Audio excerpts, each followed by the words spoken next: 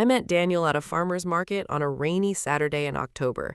He was trying to balance a paper bag of apples in one arm and an umbrella in the other, and he was losing.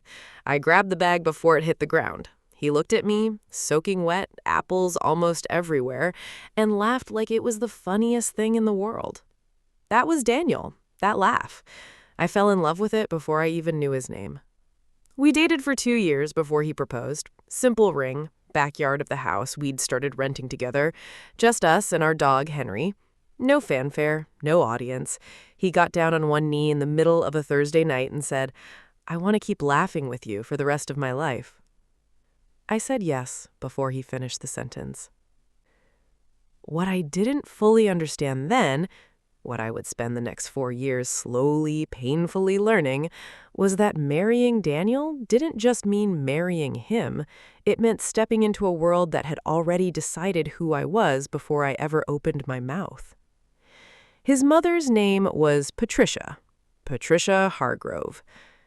She had the kind of regal composure that comes from years of being the center of every room she enters. Tall, immaculate, always with pearl earrings and a smile that never quite reached her eyes when it was directed at me.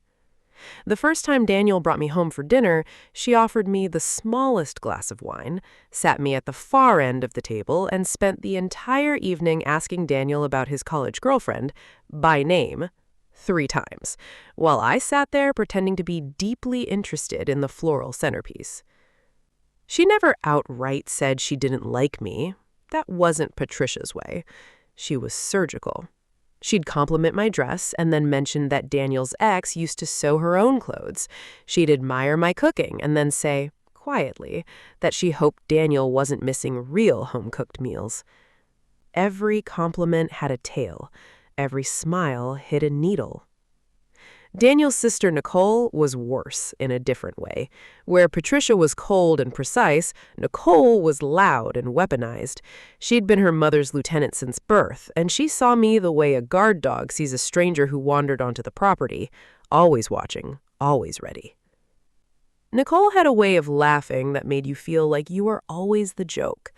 I'd walk into a room and she'd look up, then look away, and lean over to whisper something to Patricia. The two of them had a language between them, glances, micro-expressions, little exhales that I could never decode but always understood. It said, "You don't belong here." Daniel saw it. He wasn't blind. In the beginning, he would gently redirect conversations, steer dinners away from disaster, walk me out early when tensions crept up. But there's only so long a person can run interference between the woman he loves and the family he grew up in. Eventually, something was going to break. By the time our 4th Christmas as a married couple came around, I had learned to brace myself for the holidays the way you brace for a cold front. You feel it coming, you zip yourself up, you tell yourself you can get through it. We had Lily by then, our daughter, 3 years old with Daniel's laugh and my stubborn streak, and absolutely no awareness that the grandmother who called her honey in public was the same woman who had never once asked to babysit her. Not once, in 3 years. Patricia would pick Lily up for photos and set her down before the camera finished beeping. I used to make excuses for her in my own head. She's just not a baby person. She's from a different generation. But I watched her with Nicole's boys. She got on the floor with them, blew raspberries, read books in silly voices. She just wasn't that woman with Lily, with my daughter. Daniel noticed. I know he noticed because he stopped asking me if I wanted to go to his parents' house for Sunday dinners. He started making excuses on my behalf without me having to ask.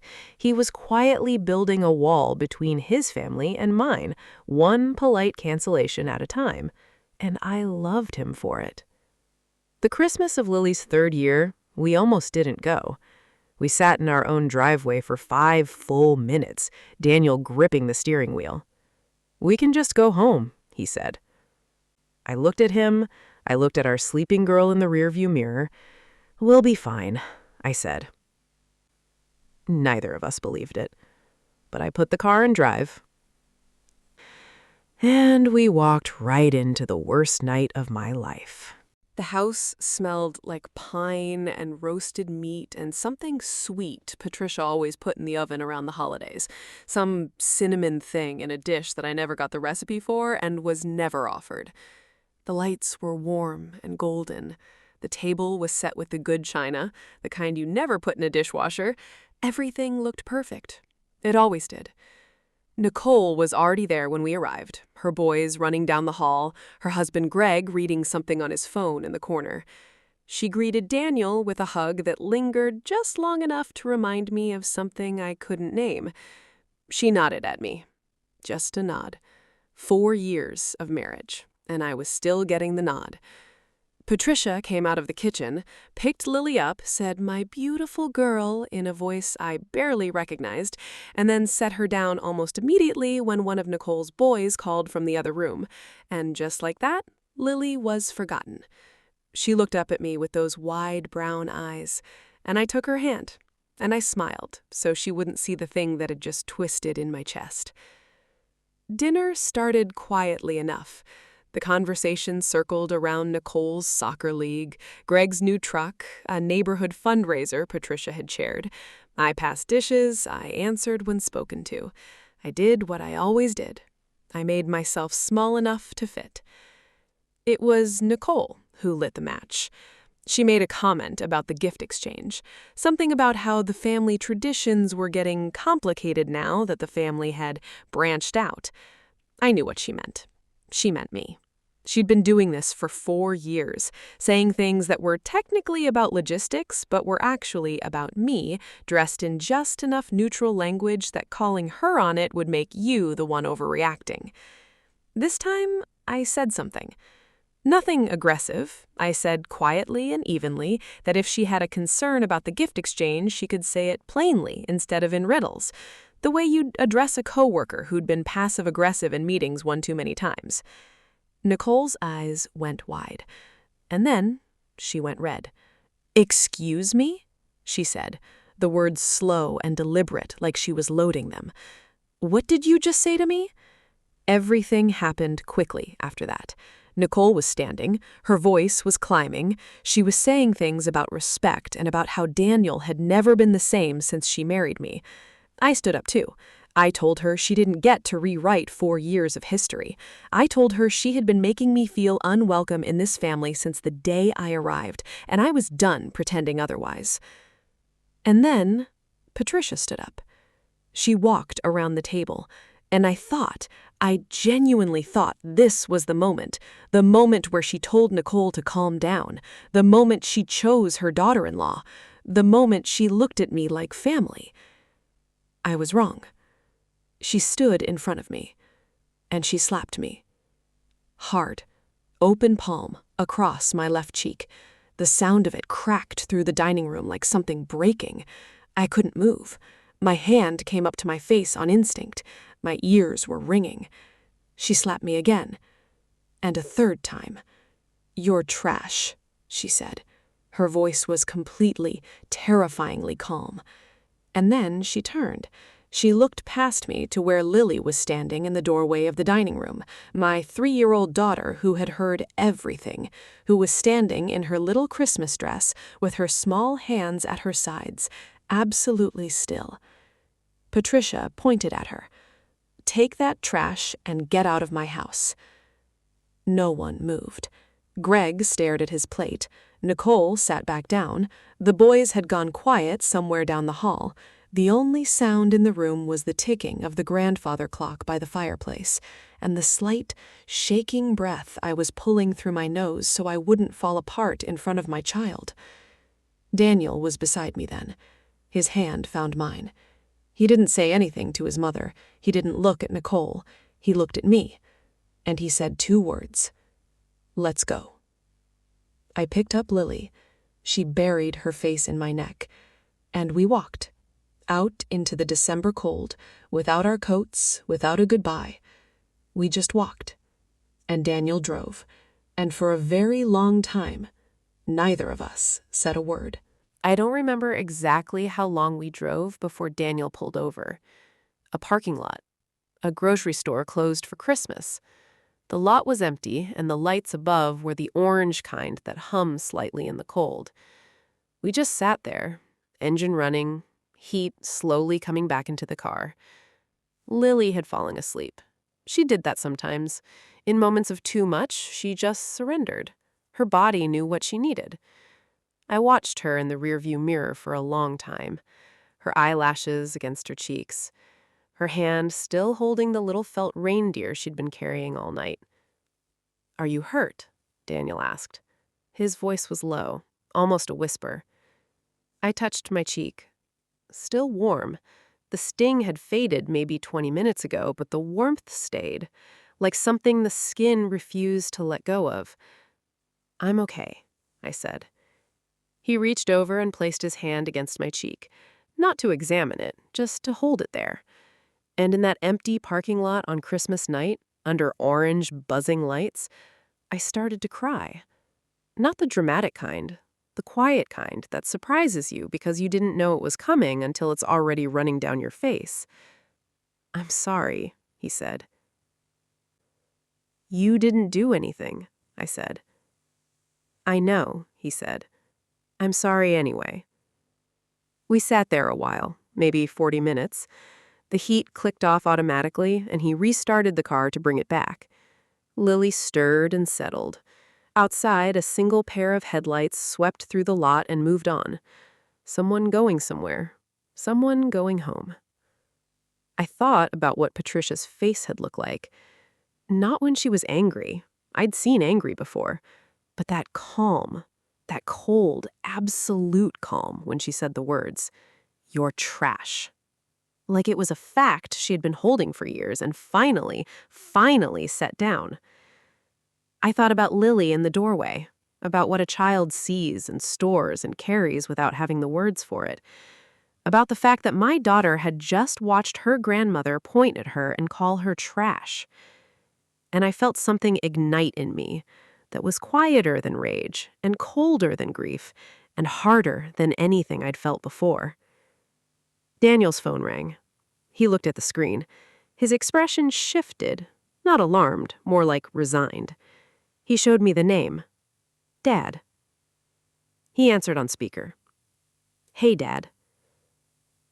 His father's voice came through the car like something heavy being placed carefully on a table. Robert Hargrove. A quiet man. Kind in the way that people who live in the orbit of controlling personalities sometimes are. Gentle by habit. Gentle by long practice. He cleared his throat before he spoke. "Son." And then he paused for so long I thought the call had dropped. "Your mother just found out."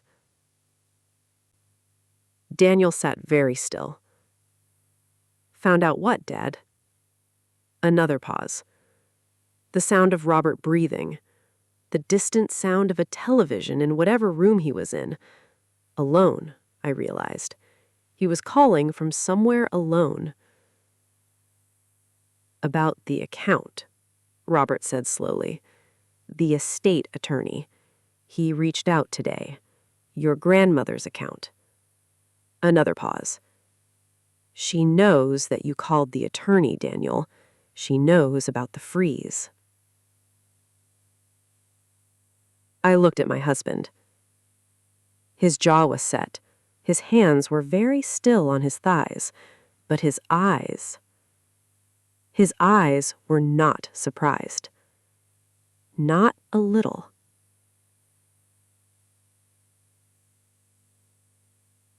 "I know, Dad," he said quietly. "That was the plan." I want to take you back, before the Christmas dinner, before the slap, before the sound it made through that dining room, before Lily stood in the doorway in her little red dress. I need to take you back to September. Because what happened at that table didn't start in December. It started with a phone call Daniel received from a man named Howard Bell, his late grandmother's estate attorney, who had questions about certain withdrawals from the estate account that he couldn't reconcile.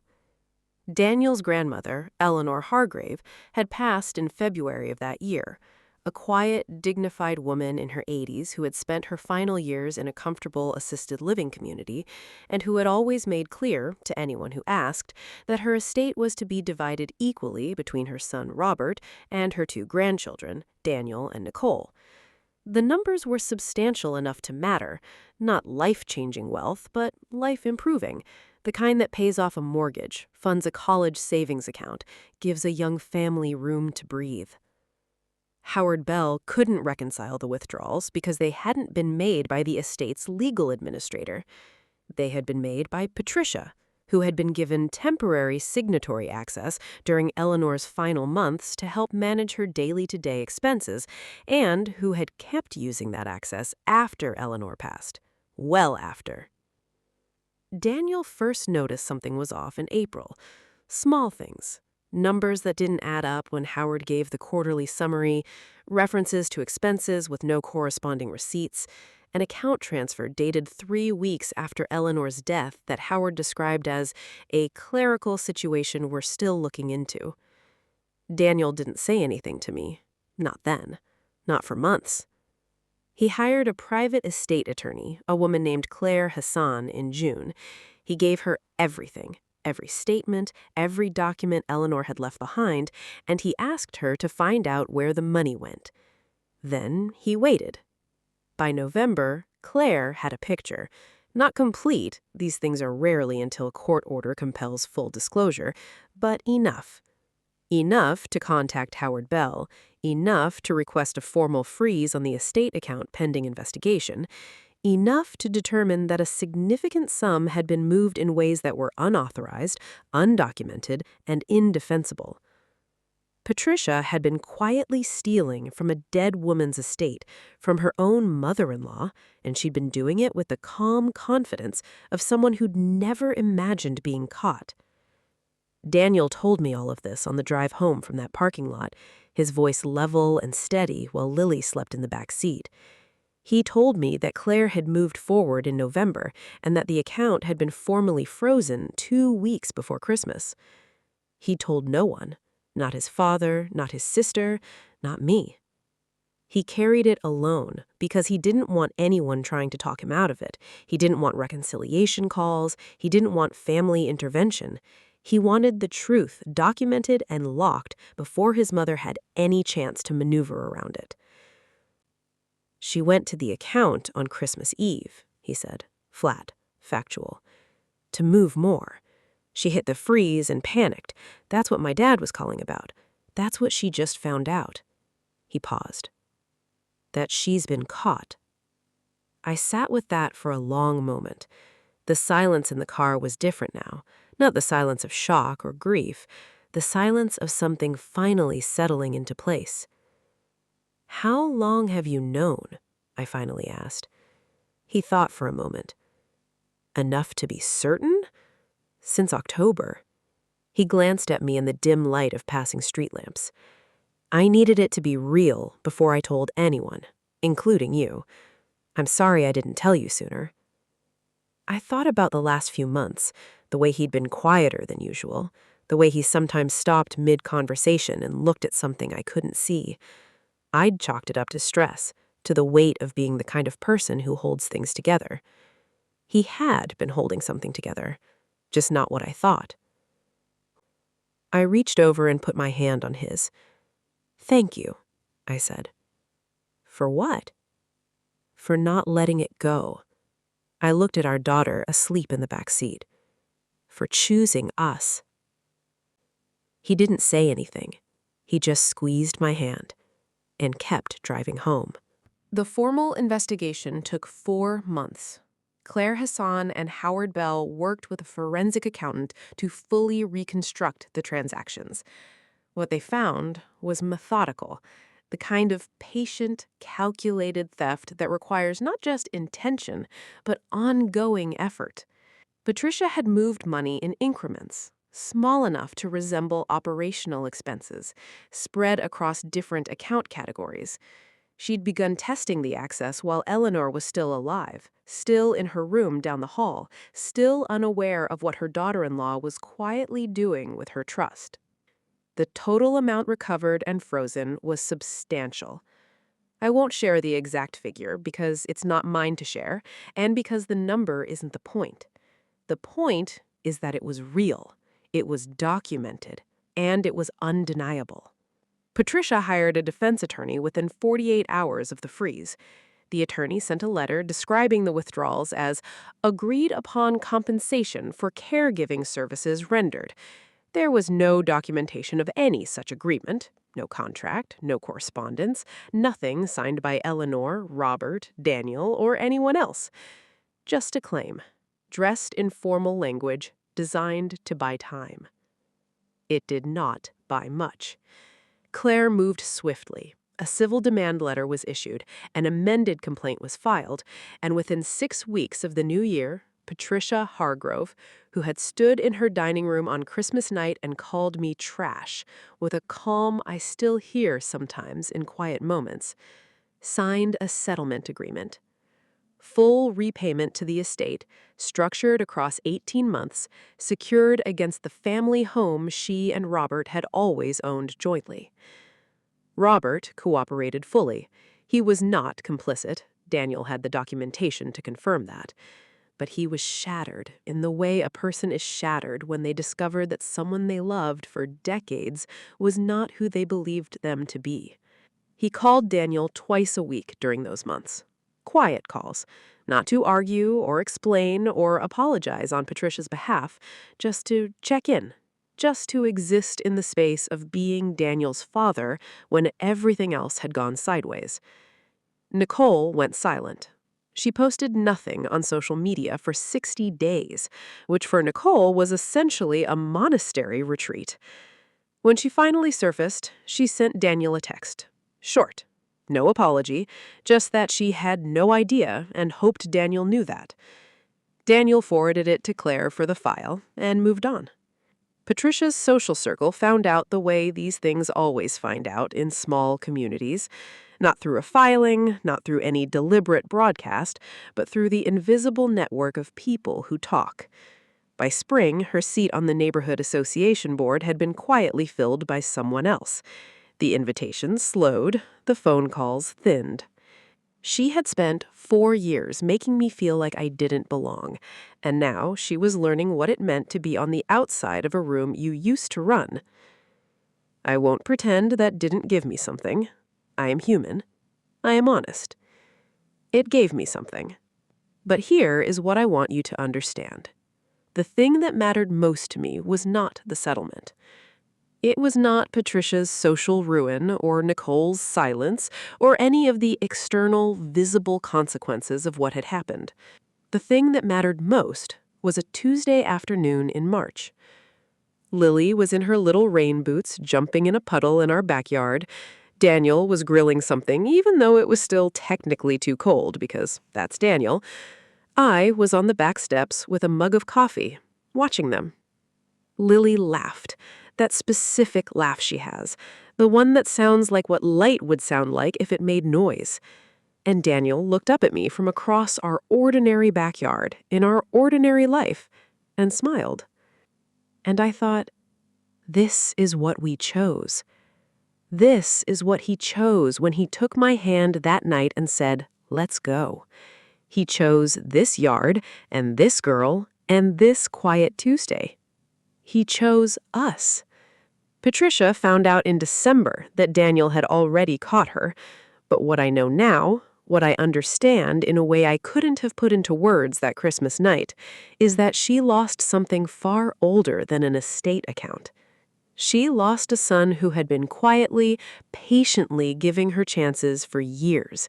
She lost a daughter-in-law who had genuinely tried to be something she would accept.